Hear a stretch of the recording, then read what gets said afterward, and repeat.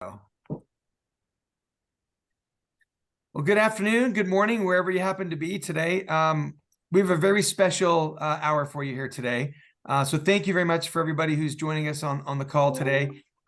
This is special for me because Cindy and I have known each other for many years. In fact, Cindy and I used to work together at the last family office practice that I had founded a number of years ago. And she was a pretty important member of our management team at that time. So I got to know Cindy very well.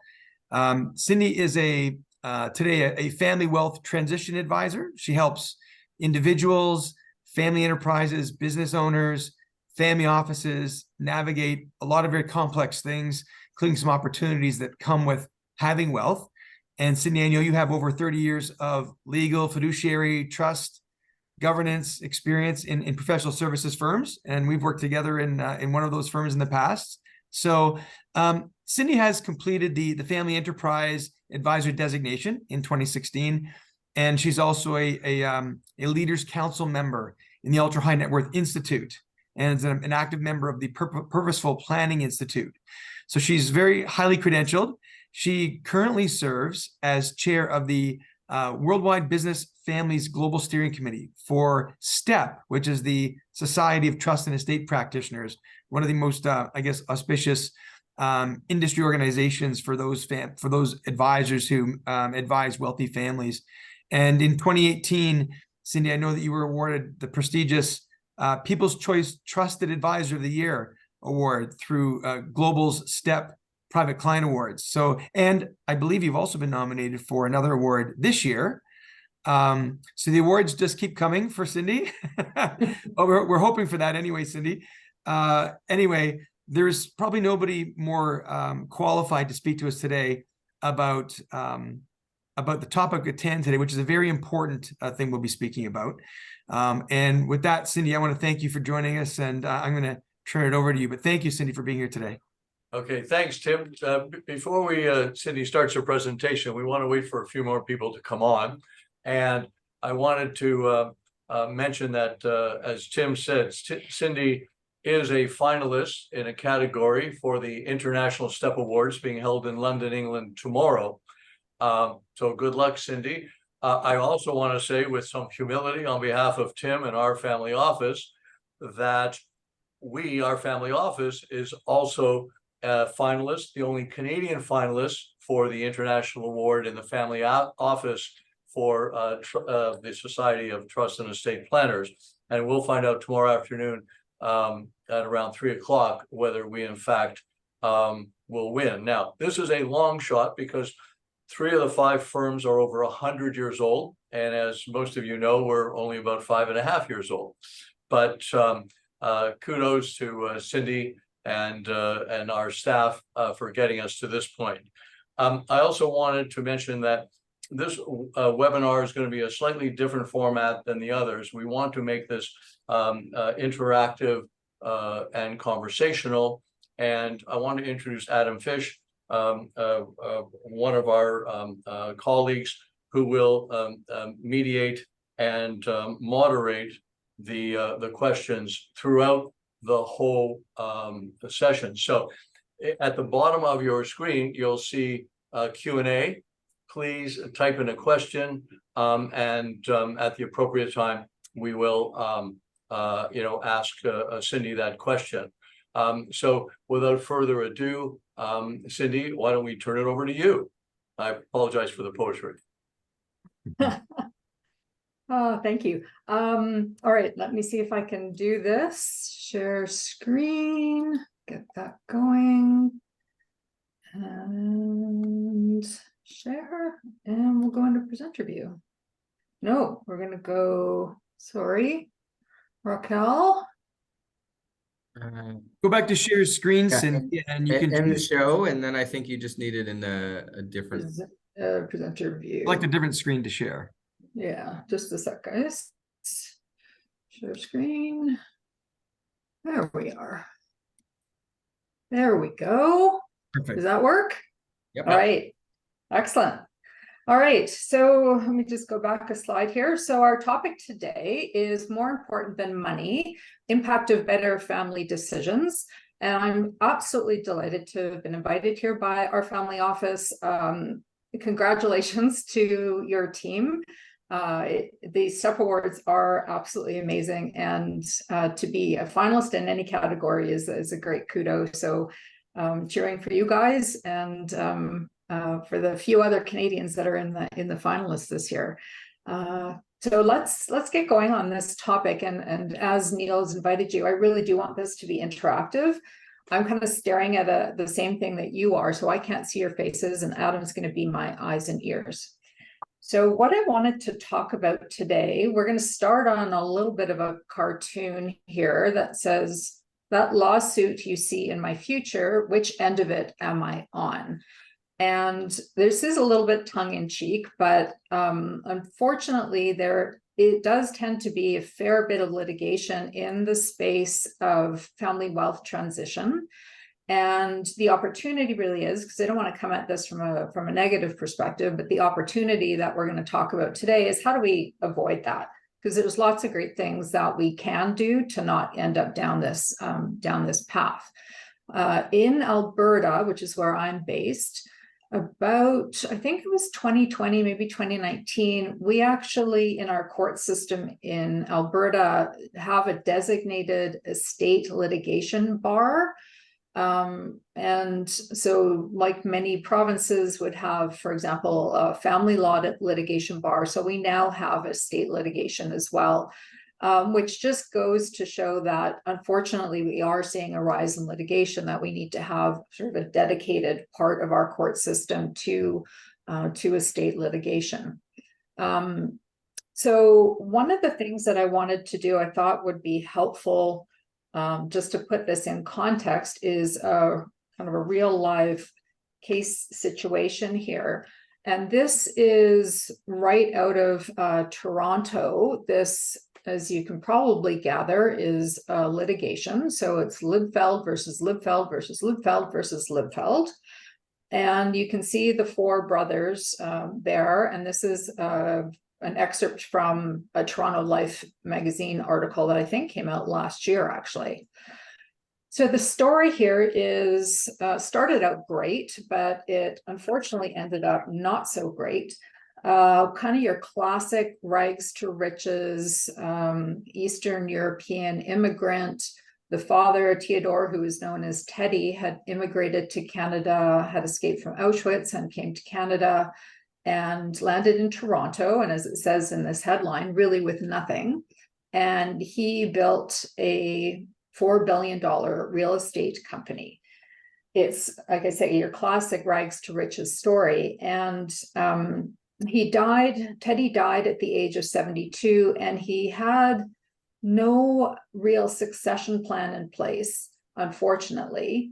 The four brothers had worked in the company. Dad had started taking some of them to work when they were in diapers, and they all from high school had worked in the family business in various aspects.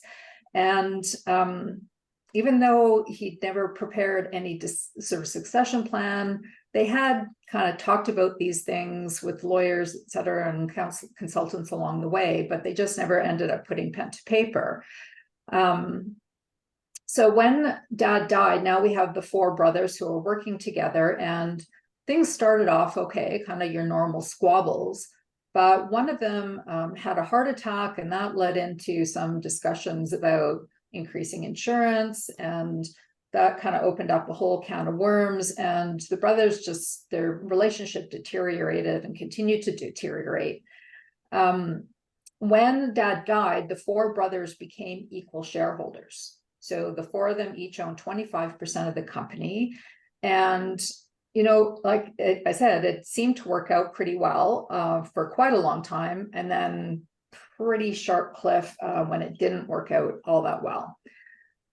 So as part of this, looking at the insurance, the brothers are trying to figure out some of the succession planning and some cash distribution policies and just overall exit strategies. And they couldn't ever really land on a solution that was going to work for everybody.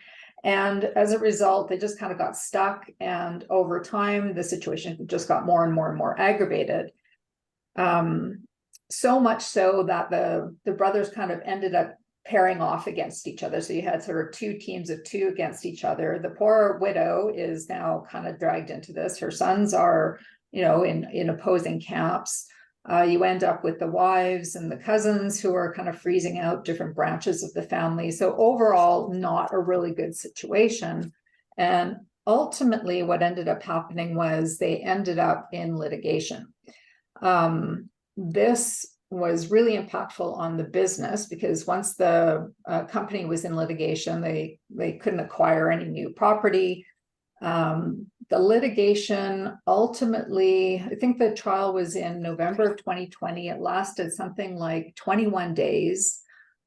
I seem to recall reading that there were maybe 14 lawyers involved. And the mom was dragged into this, and ultimately the judge wrote what was quoted as a scathing 67-page ruling that referenced things. I'm just going to look at my notes for this: petty squabbles, boardroom brawls, lack of mutual respect, no ability to work together. So the court ordered a sale of all of the assets. There were 350 entities in the organization. And the comment that he made was there was extreme dysfunction that existed professionally and personally. So at the end of the day, they end up with millions of dollars spent on litigation and mediation and consultants, and a court-ordered, court-appointed Ernst & Young to effect the sale of all of these assets, and a family that's ultimately, unfortunately, probably not on speaking terms. So against that background, we don't want that to happen. What we want is the exact opposite of that. We want there to be, we're not assuming there's going to not be conflict. Conflict isn't necessarily a bad thing, but we want to have good communication skills, good decision-making, et cetera. So what we're seeing in kind of this space generally is a very recent, the emergence of this concept of wealth 3.0. And that means we kind of need to understand what wealth 1.0 and wealth 2.0 were. Oops, sorry. And so when we look at this idea of wealth 1.0, really this phase would be what we think of in sort of pre-1980s, where the wealth management industry was really focused on sort of stocks and bonds, the money, the creation of money, and very little, if anything, in the context of financial planning or more general wealth planning.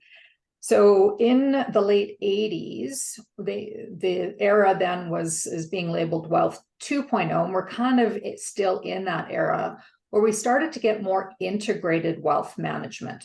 So looking more at financial planning and estate planning and really the opportunities that we have with wealth longer term. But again, it tended to be focused a lot more on the money and the assets. And now in this phase of wealth 3.0, what we're starting to see significant trends in is, what is this all for? And when we look at a case like Liebfeld, it becomes kind of apparent, I think, that there wasn't really a lot of time and energy spent understanding values and goals and purpose and what it meant to be part of a family business or some sort of shared family wealth, whether that's a family bank or an investment holding company. But really, a lot of focus is on growing the business and growing the assets and growing the financial wealth. So wealth 3.0 is saying, yeah, that's all important and that's all good, but we need to really empower the rising generation so that when these transitions happen, they're ready for it. And this brings up a couple of concepts. One is qualitative capital, which we won't have time to get into today, but this idea that there's more to families than family wealth than just the money. We want families to flourish over time, which means we're looking at things like our human capital, is everybody in our family thriving, their intellectual capital, social capital, so different types of capital other than the financial capital. But what we're focusing on today is this idea of governance, and good governance in particular. And for me, governance kind of boils down to communication and making decisions. So you have to make decisions and then you have to communicate them. And good governance is something that's kind of hard to wrap your head around, but there's a fellow that I'm sure our family office team will know in Toronto called, his name is Matt Fulbrook. And he's recently come up with this definition that I really, really love. It's that good governance is cultivating effective conditions to make good decisions. So I'm just going to say that again, because I think it's really important that we're cultivating effective conditions to make good decisions. Now, if Matt was on this webinar with us, he'd say there's all kinds of conditions that we need to look at, which is true. But for me, my focus is on two conditions, which really boil down to developing capabilities within our rising generations. And that requires really good education and communication. So this idea of governance is, transparency, communication, understanding what the family wealth is, and developing the qualitative family wealth aspects. Cindy, can you talk a little bit? You talk about the effective conditions to make good decisions. In your mind, how do you define good decisions? Because kind of the wealth 1.0 definition might have been, Right. Are you preserving and growing capital as much as possible, minimizing tax as much as possible, that as much money as possible gets passed on and the wealth gets preserved and that's it. But, I think in our minds, and I suspect in your mind as well, what we would call good decisions, it means more than that. So maybe talk a bit about how you define that. Sure. So good decisions are, to me, ultimately decisions that are going to result in the family flourishing, the family thriving over generations. So good decisions would be ones that say, yes, as a family, we agree that it's important to put some protocols in place around how we're going to make decisions, or that we're going to have regular family meetings. Like, those are very intentional decisions that families need to make, versus, no, we're just, dad's always made the decisions, so we're just going to default to what dad does and follow along with that. But in order to, make those kind of decisions, you have to actually know there's a thing called family meetings. And what do family meetings look like? And how often do we want to have them? And what would be the structure of those meetings? And who's going to present at them? So there's lots and lots of layers to these conditions to make the good decisions. But it kind of starts, I think, with these bigger global decisions around some of these things that we're going to be talking about today. I've got two cases lined up that will hopefully bring more of that up to the level that is, I think, what you're trying to get at, Adam, in your question, if we can sort of dive into it a bit more in the case studies. You good with that? Yep, thanks. All right. Okay, so this is another quote that I really like. This: plans that affect us but do not involve us are not for us. So again, this is pretty much, unfortunately, what tends to happen in families. Anybody who's been in a scenario, which would be all of us, where somebody has done something that impacts us, but they never talked to us about it before. Could be as simple as your spouse saying, oh, I booked us to go away for the weekend. And that sounds like a really lovely thing to do, but perhaps I already had plans for the weekend that now I have to change. So it's not that it's necessarily a bad plan that was put in place. It's just that we didn't really have an opportunity to have a conversation about that plan.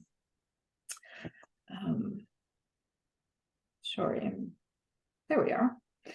So one of the really important things here is to kind of get a range of, Adam, to your question about what are good decisions, what's good governance look like, and good communication. We need to know what we're talking about. And this model here is actually from the Ultra High Net Worth Institute, and it's called the 10 Domains of Family Wealth. Tim, in your intro, you mentioned that I'm part of Leaders Council. I'm actually not anymore, so I just thought I'd mention that because I don't want that to be out there. As I follow very closely everything that's going on with the Ultra High Net Worth Institute. Maybe just I'll back up a little bit. The Ultra High Net Worth Institute came up about as a result of a conference where there were advisors, family members, and academics. This was, I think, in New York a few years ago now. And the conference, my understanding is, kind of went a little bit off the rails in the sense that there were all these family members there and they were talking about this concept of wealth management. And people are like, we don't even know what that means. And we don't understand the industry. We don't understand, you know, it seems highly competitive. We don't understand how people get paid.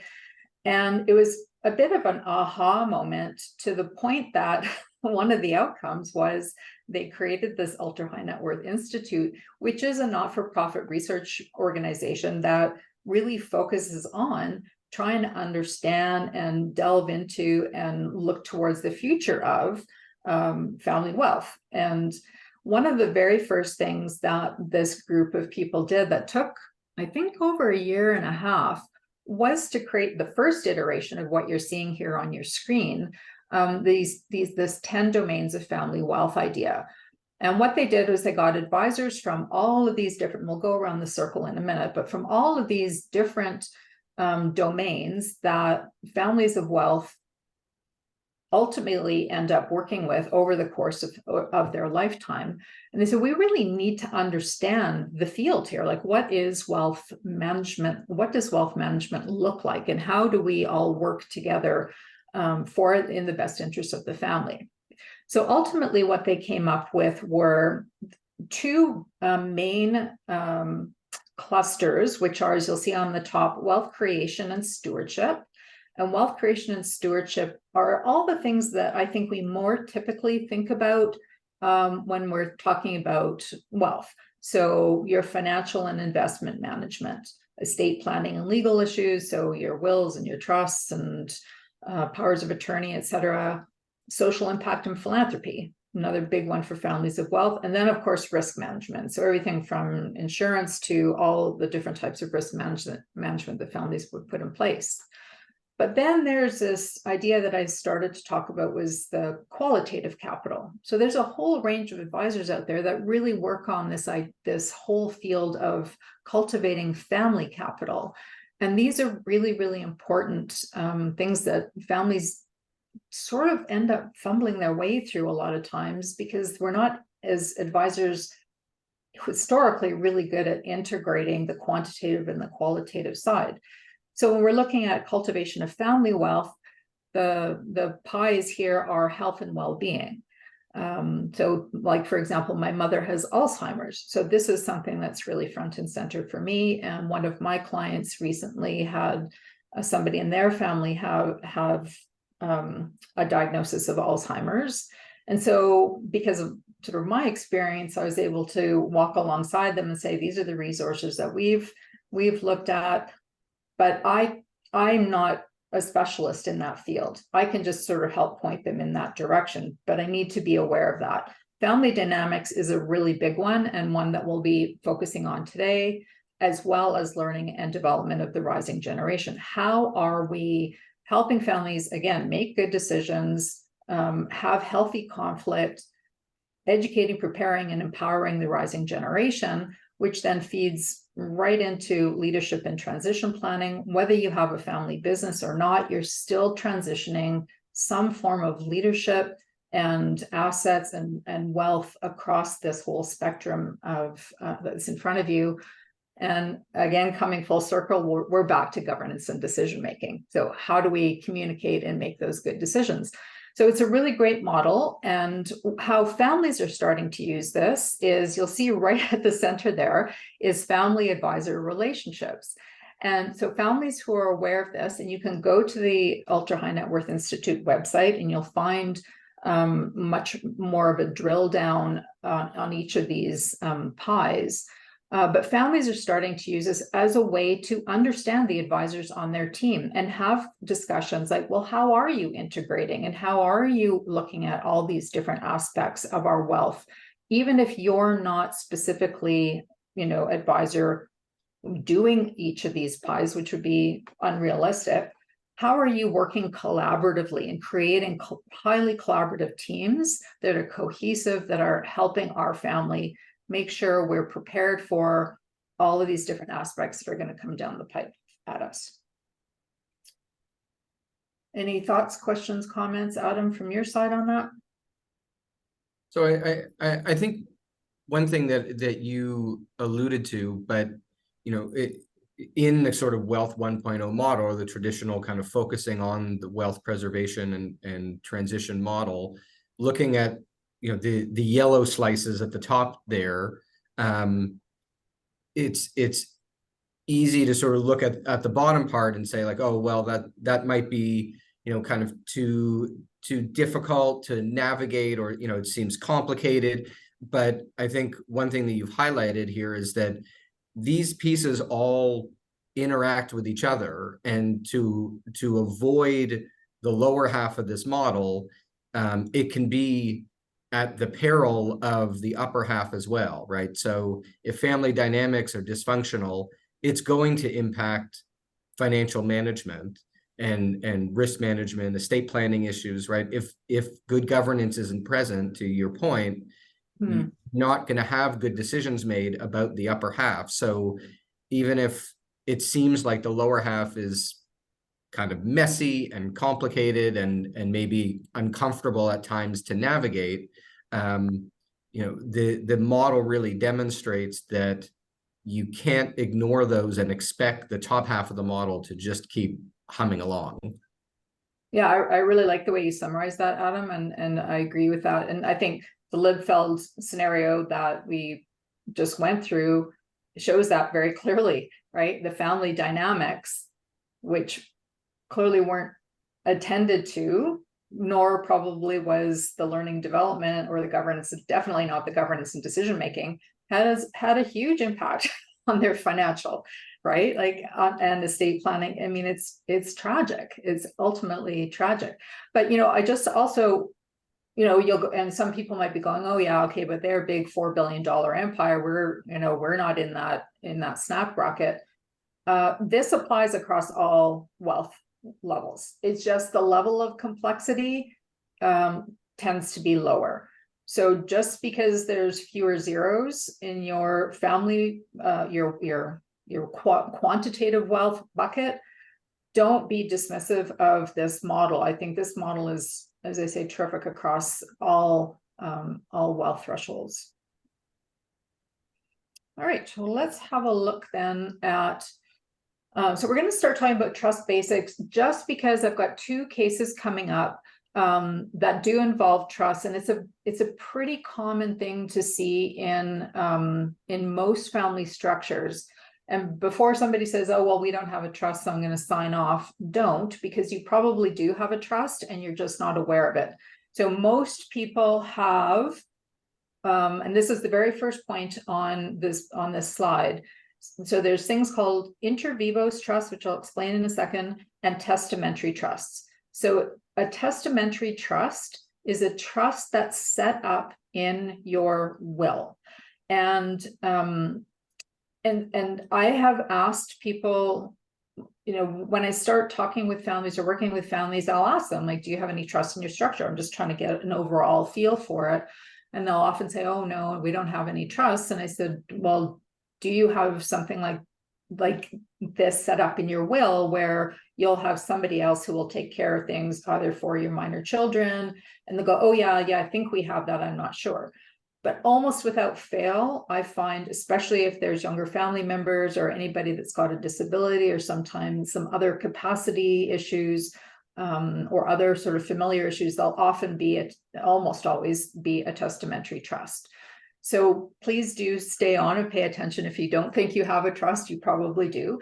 And inter vivos is just a Latin term for during lifetime. So a trust that's set up that is active now. And we more commonly refer to that as a family trust. So you'll hear people talk about family trusts. So why do people set trusts up? There's a whole bunch of reasons. There's often some tax structuring that's gone on around them. Oh my goodness, there might be something in terms of a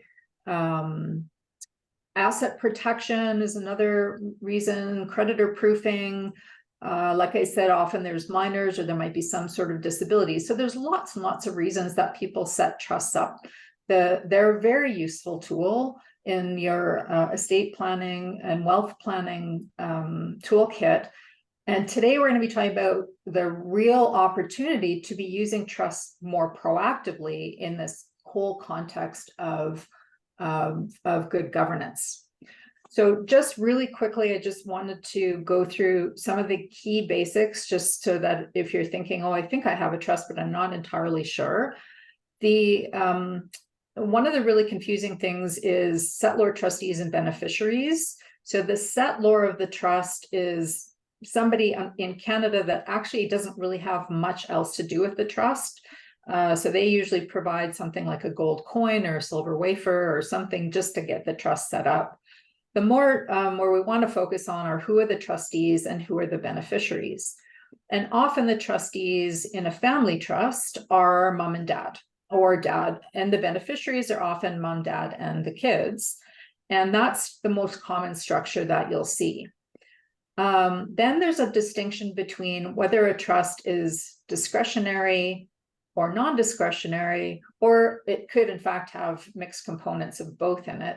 But discretionary really means that the trustees, exactly that, they have the discretion to decide what to do with the trust assets, whether they're going to acquire or just dispose of, or make some what are called distributions, so just flowing money or assets out of the trust to the beneficiaries. Whereas a non-discretionary trust is very prescriptive, and it will say this beneficiary will get this share, this share, this share, and it takes that decision making away from the trustees.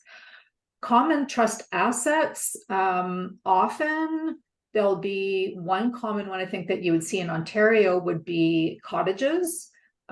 We certainly see that out here in Alberta, where a lot of people have property in British Columbia, and so we use trusts as a way to hold property in another province. But oftentimes they're either investments like an actual stock portfolio, or they may and often do own shares of an operating company, and we'll see that in one of the case studies, or they often will own shares in a holding company, and that holding company in turn will own either a portfolio of assets, of investment assets, or shares in other companies. So the structures can get a little bit complicated, but basically trusts can hold pretty much any type of asset that you can think about: real estate, stocks, bonds, private company shares, etc. And one other thing, just to clarify this, I often hear people say trusts only last 21 years, which is not actually accurate. So trusts can last as long as the trust deed says, that the trust deed, which is the trust document that governs the trust, how long that document will govern how long it lasts. But there's this idea that in our tax act, every 21 years trusts are have what's called this deemed or pretend disposition of all the assets. So depending on the type of assets that are in the trust, that may or may not be an issue, but we don't need to get into that today. I just wanted to sort of dispel this notion that, oh, these trusts only last for 21 years. That said, there are circumstances where 21 years we do need to do something, and we'll see that in one of our examples today. So families typically don't talk about trust, and some of you are going, oh gosh, will she please get on with it so we have to talk about trust anymore? And that's legit. Like, they're complicated. And my third bullet point here will go to, it was a painful and expensive process to get the trust set up for those of you who have one. And trusts often seem like a lot of smoke and mirrors. And really often people will say, if you say, I asked you, well, why do you have a trust? People will often say either my advisor said we needed to have one, and then all my, my colleagues or my, friends or business associates have a trust, so we thought we should have one. And I'm assuming the trust was set up properly by my advisors, and they'll let me know if I need to do anything about it. So, ignorance is bliss. It's done out of my frame of reference. So let's have a look at why we should pay more attention to trust and what the opportunity is here.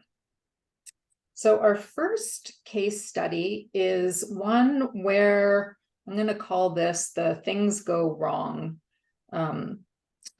case study. And actually, fortunately, in this situation, this is an actual family scenario that I've worked with. So fortunately, in this situation, they did start going down the litigation path, but we were able to nip that in the bud.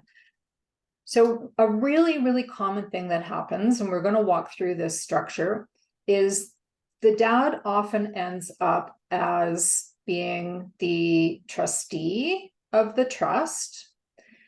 He's also a beneficiary of the trust, along with a bunch of other family members. Oftentimes, dad also is a shareholder of, if there's a company underneath, which there is in this scenario, and he's also going to be a director of that company, and he's probably also the CEO. So if we just look at the structure here, we've got a family trust, so a trust that's created during somebody's lifetime, and it owns a bunch of shares of this operating company. And the line that goes off to the side shows that dad owns some shares, and it doesn't really matter. He owns some common shares and he owns some preferred shares.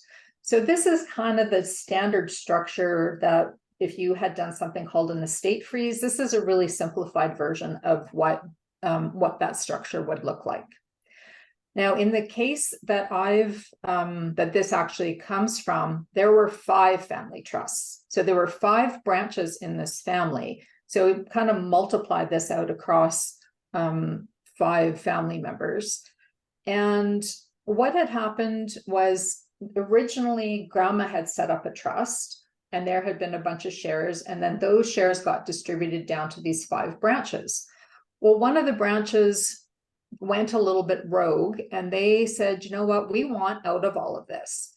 And nobody understood the structure. Like, nobody understood what was going on. And I got called in by one of these dads, one of these G2 dads, who was the CEO of the operating company, and also a trustee, and also a beneficiary, and also a direct shareholder. And he was really concerned because this is a family that's into generation 5. And so the family dynamics and the family cohesion and lots of great family shared assets, including a longstanding cottage, they really were concerned about making sure that the family stayed together, recognizing that there's going to be conflict, and that's okay.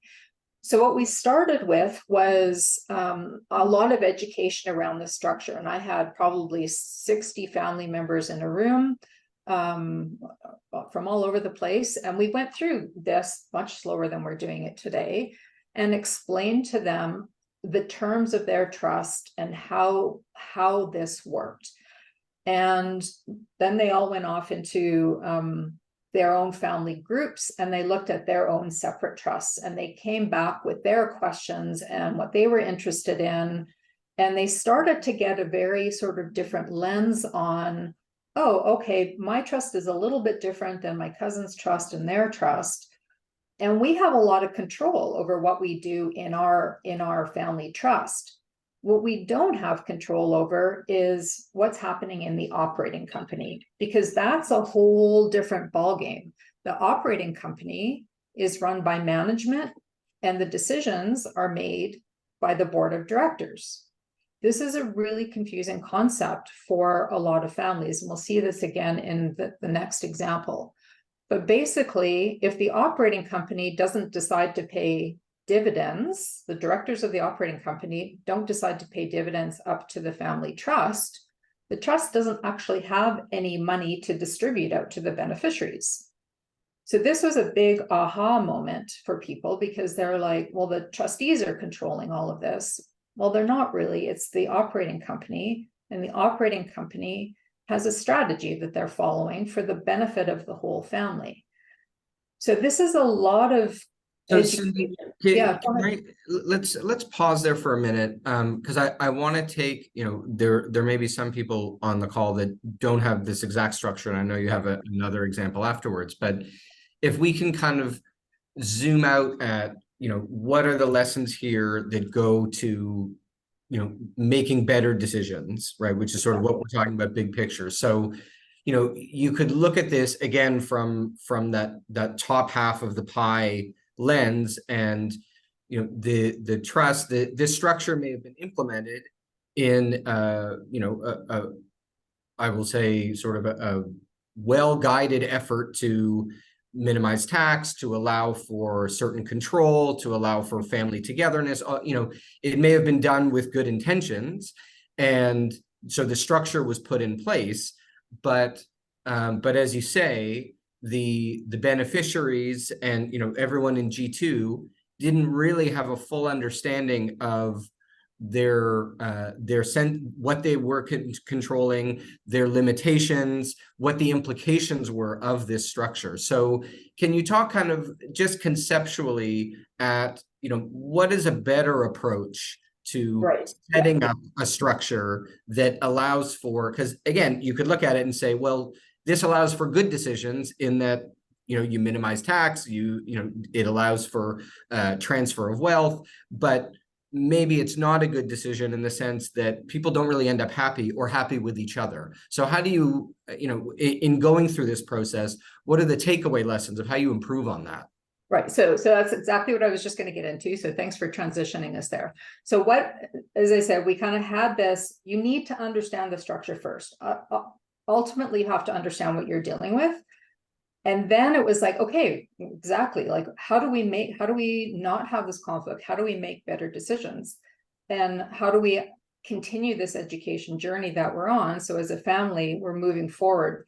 And what they decided to do was they were going to have regular family meetings, and they were going to put in place a family council.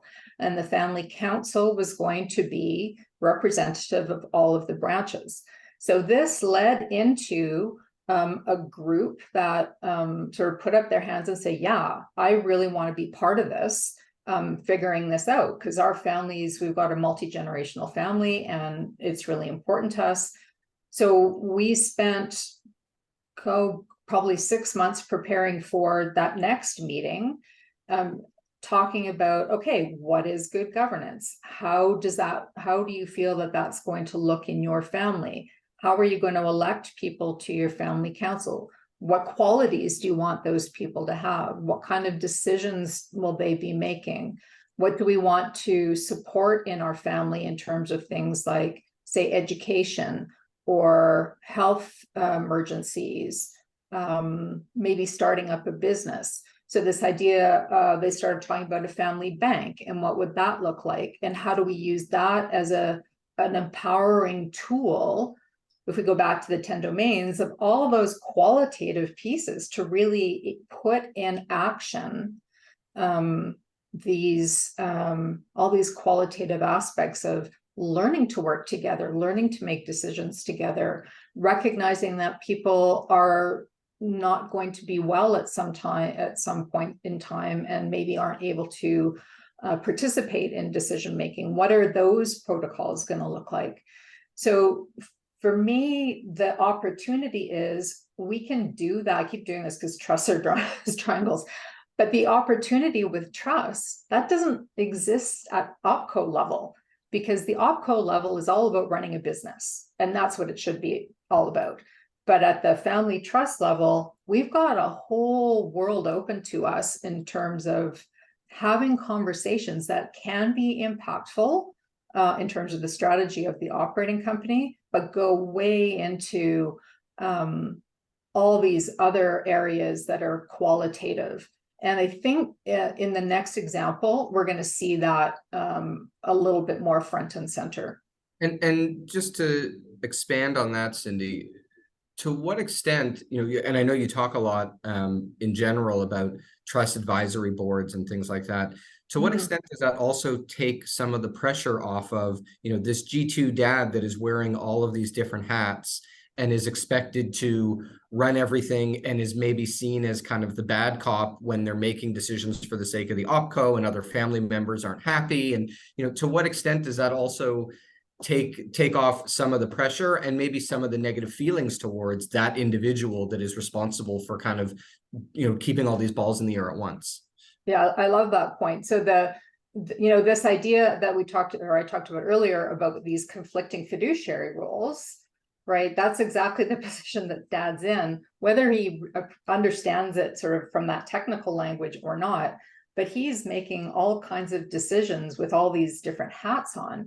And there was a decision out of British Columbia called Pirani, and it was this kind of structure again with a bunch of brothers that had the same diagram here, and they ended up in doing what's called a 21-year rollout. Don't need to worry about that. But what ended up ultimately, what that meant was the family trust distributed or made a decision. So let's just say it was Tim. So Tim makes a decision as trustee of the family trust that he's going to transfer the shares of the operating company to Tim as a person, Tim individually. So here we have now Tim's CEO of OpCo. He's a trustee of the trust. He's the beneficiary of the trust, and he happened to own some share, or sorry, beneficiary. He happened to own some shares of the operating company at the same time. So Tim's conflicted all over the place, and this is what happened in this Pirani decision. And one of the other beneficiaries of the trust, so let's just call it Neil. Neil says, I don't like the fact that Tim got shares of that OpCo and I didn't. So this ended up going to court, and for me, the really important language that came out, it went all the way to the Supreme Court of Canada, and now it's gone back to BC, the BC court, that you need to look at the matrix of facts in terms of, was something done wrong here? Was there this conflicting role that Tim was in this example, as I just set it out? Did he actually do something wrong? Or was that in alignment with the whole purpose of what this structure was? So if we say, well, this structure was only there for tax purposes, versus was that structure there for some overarching governance role, to make different, better decisions as a family? Those are two completely different scenarios, and it may have resulted in a very different outcome, as we'll see in the next example. So I'm going to move on to the next scenario so we can see what I'm talking about there. Let's see if I can get there. Okay, so this is an example again where so I got called in on this one because they were putting a trust in place. This was in the context of a divorce. So mom and dad were getting divorced, and they had owned a company that was sold. And because of a bunch of tax planning, the money wasn't actually going to be going, the cash directly to mom and dad. It was going to go into this, what I've labeled here as an investment holding company. And I got called in because they were like, who should be the trustees of this trust? Because mom's financially illiterate, and she admits that, and she doesn't understand this structure at all. And there were 3 kids, 3 adult children, and a couple of grandchildren involved. And what we ended up doing is I met with the mom, and I found out a lot about her history. She was an immigrant to Canada. She was not very financially literate. I think she ended up with about $30 million in the divorce, and her annual burn rate, like how much money she spent every year, was around $25,000. Like it was very like overwhelming amount of wealth for her to have. And so what we did when I talked to them, I said, well, what do you really want this wealth to do for you and for your adult children? And she said, for me, what's really, really important is that we have, I want them to have education. I don't want them to be, not have the financial literacy piece that I have. And then she would light up a lot when I asked her about her immigration experience to Canada and how she learned English. And she said, well, she volunteered for an organization, and she learned English that way. And so philanthropy became a really important focus for her. And she said, I want my kids to have a good lifestyle, but not like for them, not that they can never work again. So when we started talking about this, I said, well, there's opportunities here to use this tax structure to really achieve those goals for you. And so from a financial literacy perspective, we got the kids involved with the structure. The oldest son became a director of the company with the mom. The daughter became very involved with some of the powers of attorney documents and the investment side of it. The youngest son was involved in all the family meetings, but there was a second wife that was complicating the relationship. So while he was involved, he didn't have kind of a specific role in any of these structures.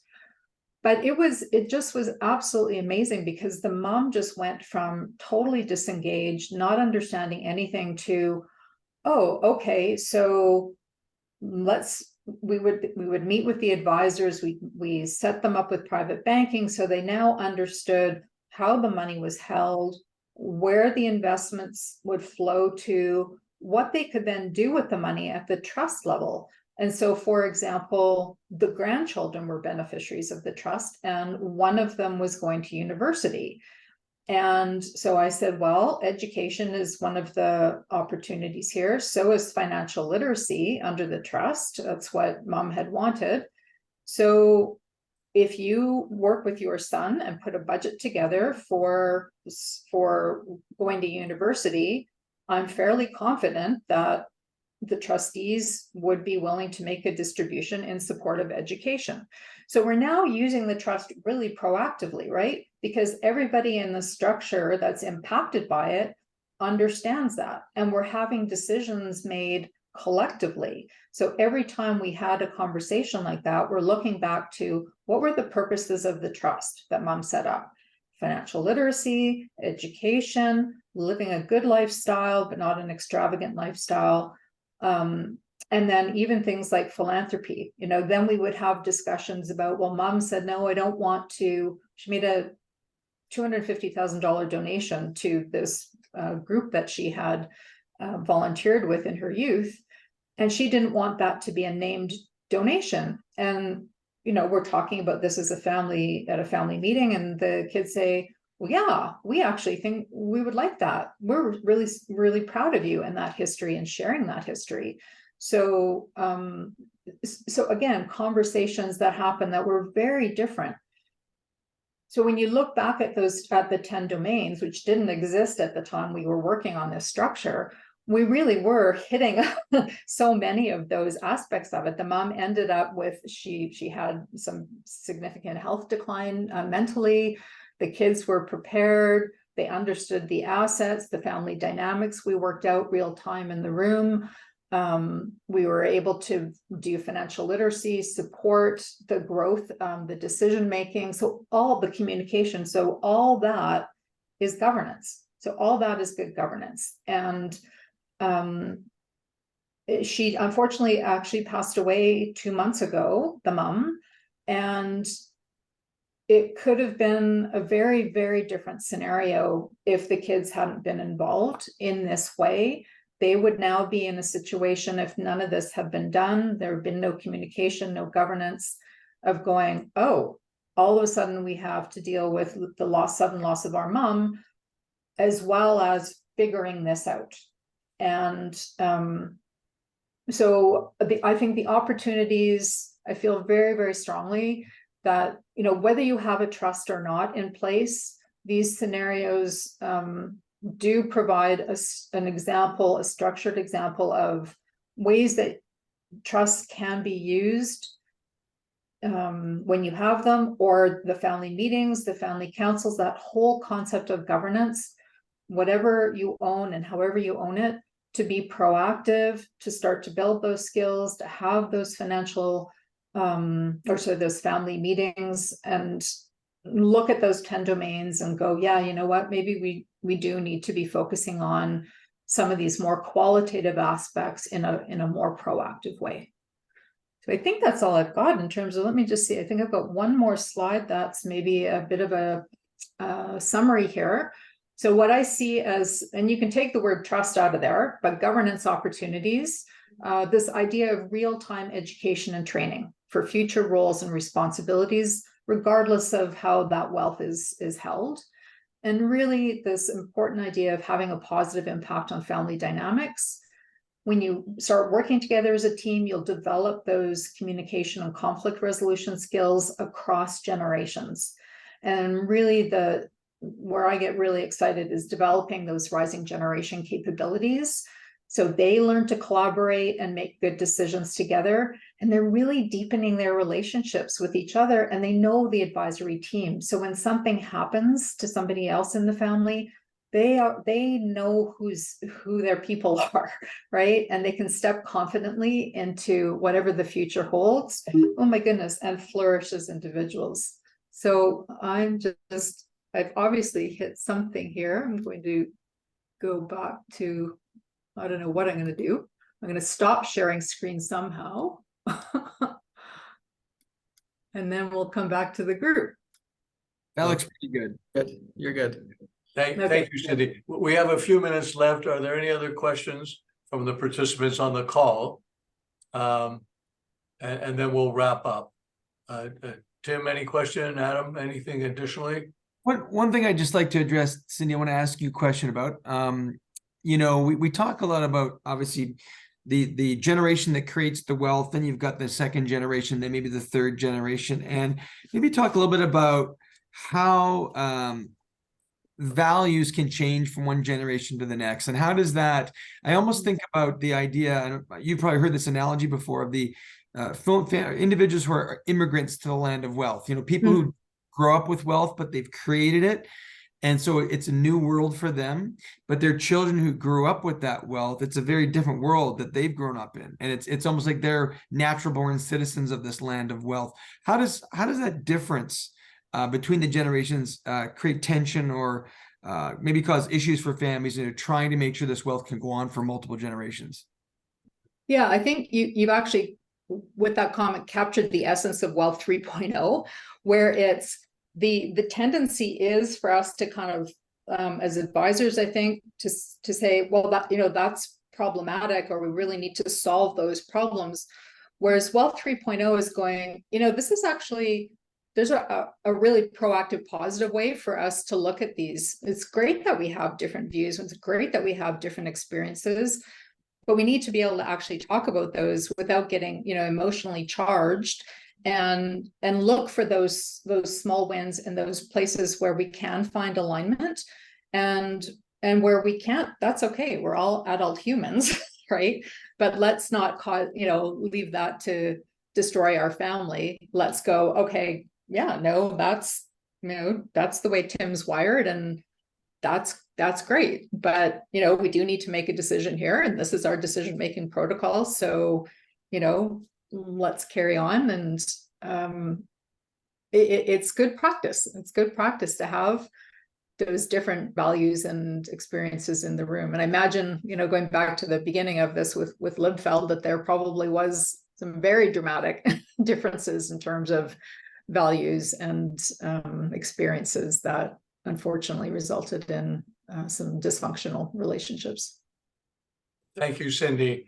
In wrapping up, let me make a couple comments. And Cindy, really appreciate your help in at least opening up this conversation. You've engaged us, you've educated us. And I'd like to say, you know, in Wealth 1.0 and 2.0, they used to say that, you know, you've got the hard issues, your assets, you're managing money, and then these soft issues. And they've stopped using the word the soft issues, which are much harder to solve than the other issues around assets. They're now talking about the human issues, because all the soft issues involve our human interaction, our conversations, and how we converse with each other. Part of our family office, and a major part of it, is educating that next generation, helping families with governance models, family constitutions. But I want to say that part of this education is, and I say this from the bottom of my heart, the more you learn, the more you realize you don't know. And you develop this unquenchable thirst for knowledge that keeps us going every day. So with that, I'd like to thank everyone for their participation on the call today. Our next Zoom webinar education will be in the third week of November. We'll give you plenty of notice. Cindy, again, thank you. It was great. And we look forward to speaking with you soon. Thank you so much for the invitation. Thank you, Cindy. Thanks, Cindy. Thanks, Cindy. Everyone have a great day. Good health. Bye-bye.